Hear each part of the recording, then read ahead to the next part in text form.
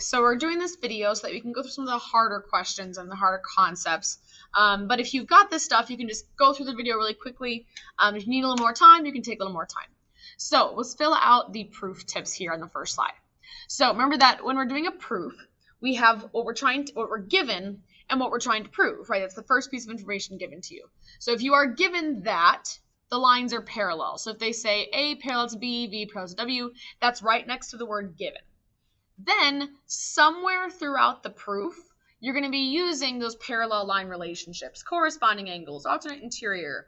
That's because corresponding angles are only congruent, consecutive interior are only supplementary, so forth and so on, when we know the lines are parallel. So we have to know the lines are parallel first in order to say, oh yeah, these angles are equal because they're corresponding, so forth and so on. So once again, given that the lines are parallel, somewhere in the middle of the proof, possibly at the end, you'll use one of those relationships. However, if we are trying to prove, so it says given something else, prove that the lines are parallel. So if it says prove A parallel to B, prove B parallel to W, so forth and so on, then what happens is a lot of stuff. And the very last reason is going to be a converse. So corresponding angles, converse. Consecutive interior, converse. If you don't use the word converse here, you get it wrong. The reason why is we're kind of flipping this, right? Remember that converse means to flip something, like inverse, reverse, right? That's because the converse postulates say that if we know one of those relationships to be true, so if we know corresponding angles are congruent, therefore the lines are parallel. Since I'm trying to say, therefore the lines are parallel, that's what's going on here. If I want to prove lines are parallel, I am saying, therefore lines are parallel. So just be careful. Converse only appears if your proof is parallel lines. That's the only reason when. So let's take a look at this first one. So we are given B parallel to W, and then measure of angle 3 is 30. I'll go ahead and put that here. We want to prove that angle 2 is 150. This is our end goal. So to start with, based on what we're given, am I going to use a converse postulate or not somewhere in this proof? We are not going to use a converse postulate because we are given the lines are parallel. We do not use a converse postulate at all, ever, if we are given that lines are parallel. So let's go ahead and scroll down here. I don't have the reasons labeled. You can add those really quickly here. 1, 2, 3, 4. Please add those. I want you to try this proof on your own and then come back and check. Okay, well, the very first reason is given. Everybody should get that right. Notice, given. They copied it. It's given. The next thing we need to do is, since we're starting with the fact that the lines are parallel, when they talk about two angles, I need to go to the picture and see what the relationship is between those two angles.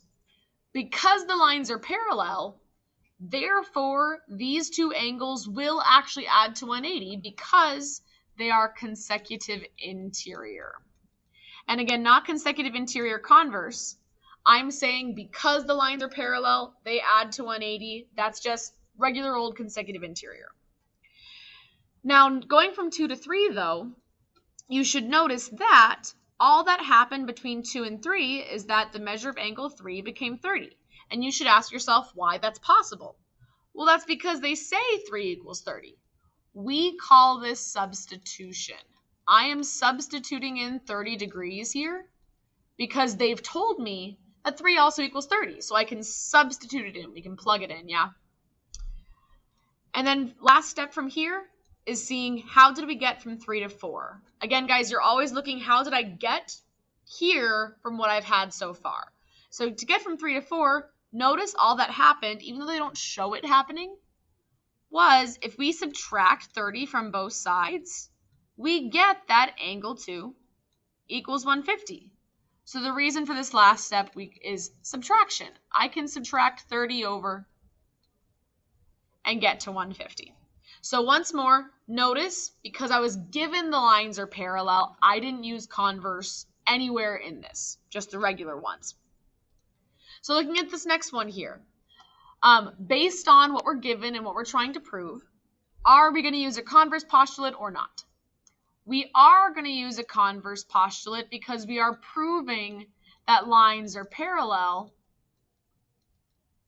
that means we are guaranteed that our last reason will be a converse postulate. Because since that's the very last thing we're trying to prove, the very last thing we're trying to say is that the lines are parallel, therefore our very last reason will be a converse postulate, which says, therefore, lines are parallel. So with that in mind, this is a quick 3-step. You will have some harder ones in the review, guys, so make sure you go through the review after this. Try all 3, and again, keep in mind that our very last one always, if we're going to use a converse postulate, it's going to be the last thing we say. So it's going to be something, something converse, yeah? Okay, go ahead and try this one, and then we'll come back and check. First reason is given, though, always angle 1 and angle 8. So now I'm looking to 1 and 8. Oh, sorry, I'm looking to how we got from here to here. Whew, be careful. Because I don't know the lines are parallel, I can't use one of those reasons. We can only use those reasons when we're given the lines are parallel, and I don't know that. So instead, what I'm thinking is, how did I get from 1 to 2? Well, hopefully you got this one. If 2 things equal the same thing, notice they both equal 139. Therefore, they equal each other. We call this transitive property. Technically, you could use substitution as well. However, on your test, it's probably going to be transitive property. 139 equals both of these things. Therefore, they have to equal each other. Now, once we've shown that these 2 things are equal, we go, oh, hey, these things are equal. That's one of our special relationships that we can only have when lines are parallel. So now we look to 1 and 8. And now we go, now that I've shown they're equal, that's good. Since they are equal, I can therefore say they're parallel by using a converse postulate. And the converse postulate we're going to use is going to be the name of this relationship. What is the name of this relationship here? These are alternate exterior. And we're going to say alternate exterior converse because we wanted to prove the lines are parallel. So we show one of those relationships is true by other means, and then we can say, yep, because we showed this relationship was true, these lines are parallel by alternate exterior converse. But again, guys, with those drop-down questions on the proofs, don't leave any of them blank. Select an option. You know on the test is going to be drop-downs. So process of elimination, if you can narrow it down to 1 to 2 or so, then you can pick hopefully one that might be the right answer. Okay, going on to parallel versus perpendicular tips, because this is the next hard thing on the test, is writing these equations. So when you come across one of these, write an equation. Question. You have to, pinky promise me you're going to do this. Focus on if they want a parallel equation to the one they've given or a perpendicular, because it's done almost the exact same way. But if you want a parallel equation, our new m will have to be what as the given m? The same, right? Parallel lines have same slopes. However, if they want a perpendicular equation, our m will instead be opposite reciprocal to the given slope. Then we just plug into our formula, right? So let's try these two. So looking at A, you have to focus on, write an equation what? Perpendicular to this one. So here is our x1, y1. Write down the given m. Because it's perpendicular, you need to say what the m is that we are going to use. So to start off here, what is the given m from this equation? What's the slope of this equation? -2. Now, because we want perpendicular, what is the slope that we want to use? Because we want perpendicular, we want the opposite reciprocal to -2. So write down, see if you can, what's the opposite reciprocal of -2? Well, opposite means this is a negative, I need a positive. That's opposites. Reciprocal means this was 2 over 1. Flip that. This is the slope I'm going to use. 1/2 is opposite reciprocal to -2. Therefore, that's the slope I'm going to use when I plug into my equation. And that's because, again, we want perpendicular. That's why we're doing this. So take a minute. Once you have the slope, you should be able to go from here. Here's the slope we're going to use. Here's x1, y1. Go ahead and try it. Okay, well, we know that the y stays put because I need that in my final equation. y1 is 6. M is a positive 1/2. X stays put, and x1 is 8.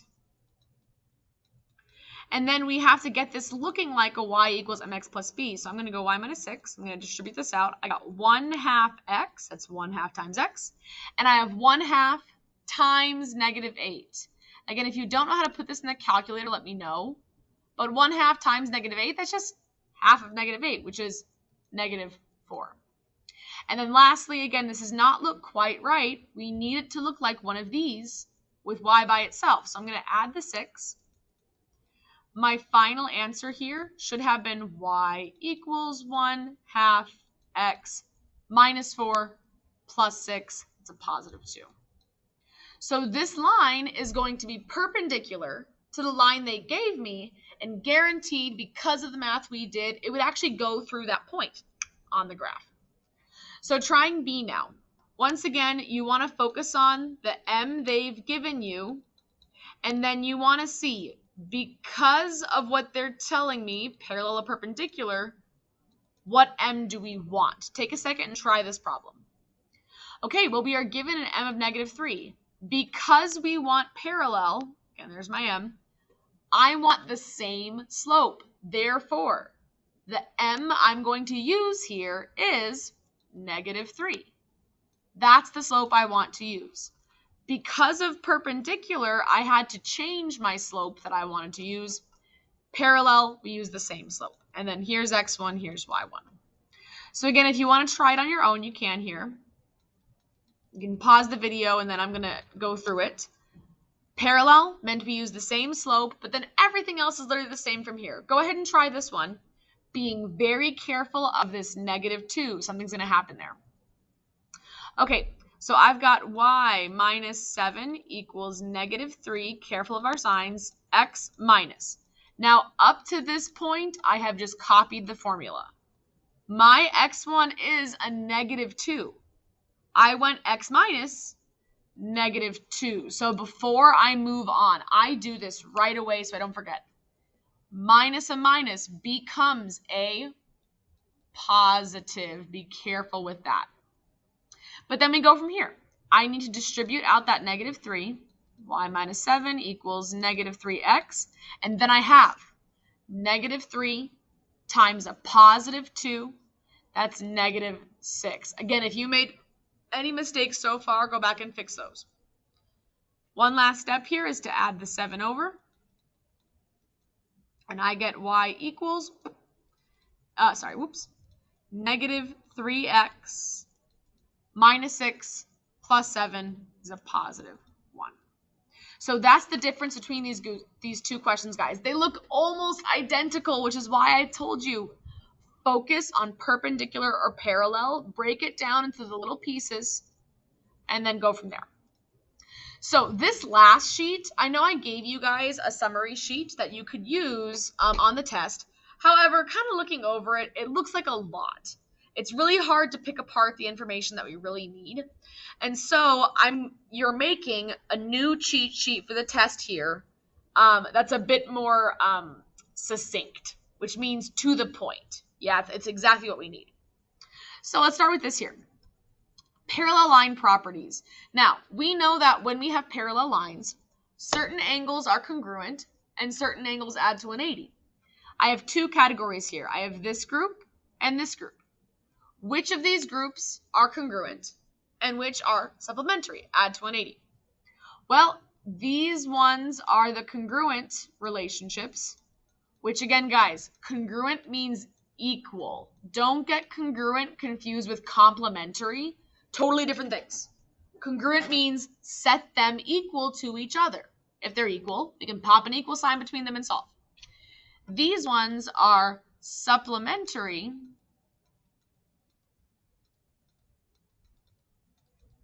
which means they add to 180. So I would put a plus sign in between them and set it equal to 180, if that was the case. Now, again, you have to be able to identify those in the pictures. That's your other problem. Got to be able to identify them and go from there, but hey, that'll help us out.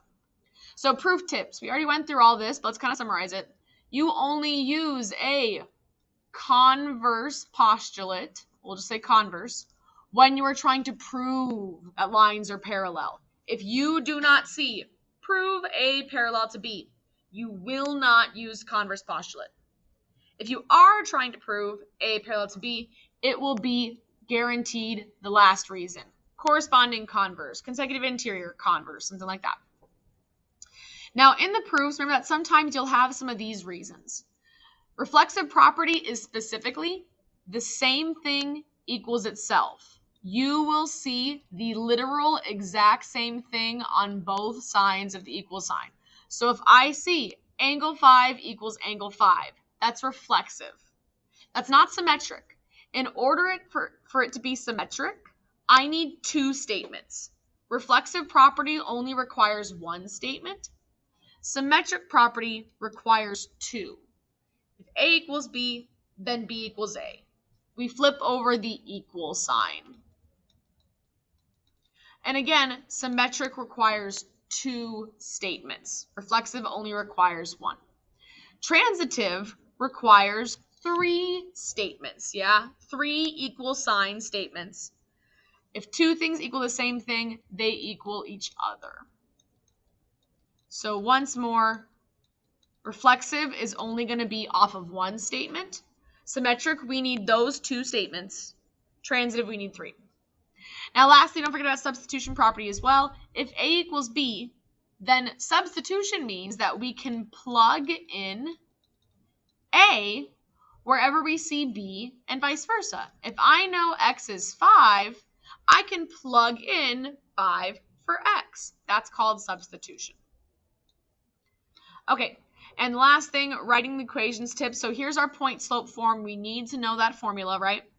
We also need to know that parallel lines have the same slopes, guaranteed, and perpendicular lines have opposite reciprocal slopes.